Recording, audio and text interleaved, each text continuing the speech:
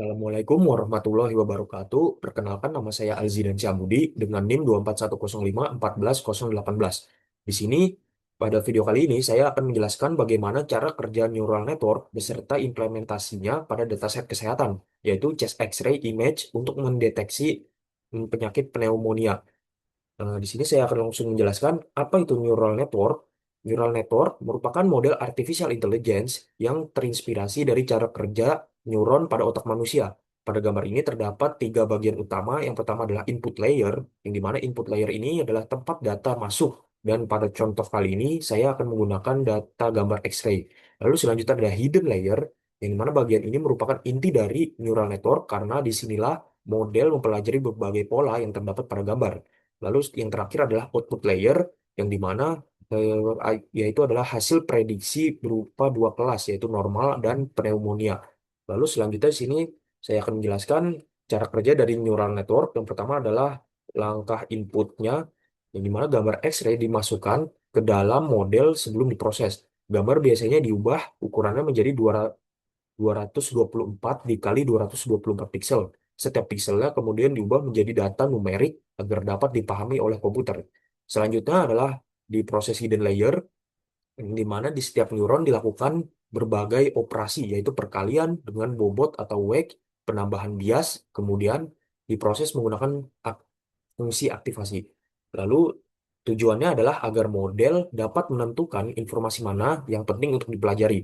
Setelah itu, neural network mulai mempelajari pola dari ribuan gambar latihan. Misalnya model belajar mengenali adanya bercak putih pada paru-paru, area yang lebih gelap, tekstur paru, hingga bentuk paru-paru yang berbeda antara pasien normal dan pasien pneumonia.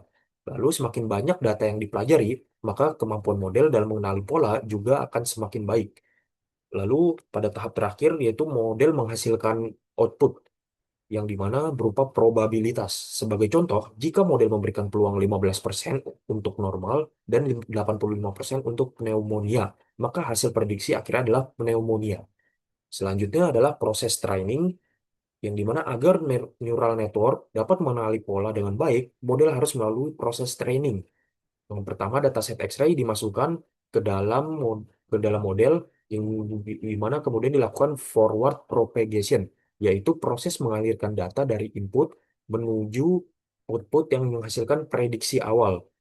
Lalu setelah itu dihitung nilai loss function, yaitu beberapa besar kesalahan prediksi model dibandingkan dengan label sebenarnya.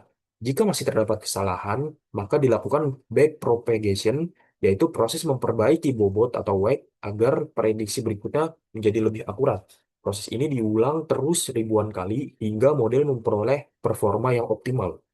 Selanjutnya, di sini adalah implementasi pada dataset chest X-ray, yang dimana implementasi neural network pada dataset kesehatan ini dilakukan melalui beberapa tahapan.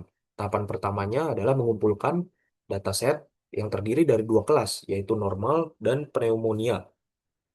Lalu yang kedua dilakukan tahap pre-processing, seperti mengubah ukuran gambar menjadi 224 kali 224 pixel dan melakukan normalisasi nilai pixel agar proses pembelajaran lebih stabil. Lalu selanjutnya dataset dibagi menjadi tiga bagian, yaitu training, validation, dan testing. Data training digunakan untuk melatih model, validation digunakan untuk mengevaluasi selama proses pelatihan, dan sedangkan testing digunakan untuk menguji performa akhir model. Lalu setelah selesai dilatih menggunakan neural network, performanya dievaluasi menggunakan beberapa metrik seperti akurasi, precision, recall, dan F1 score. Lalu, terakhir model dapat digunakan untuk memprediksi gambar X-ray baru dan menentukan apakah pasien termasuk kategori normal atau pneumonia.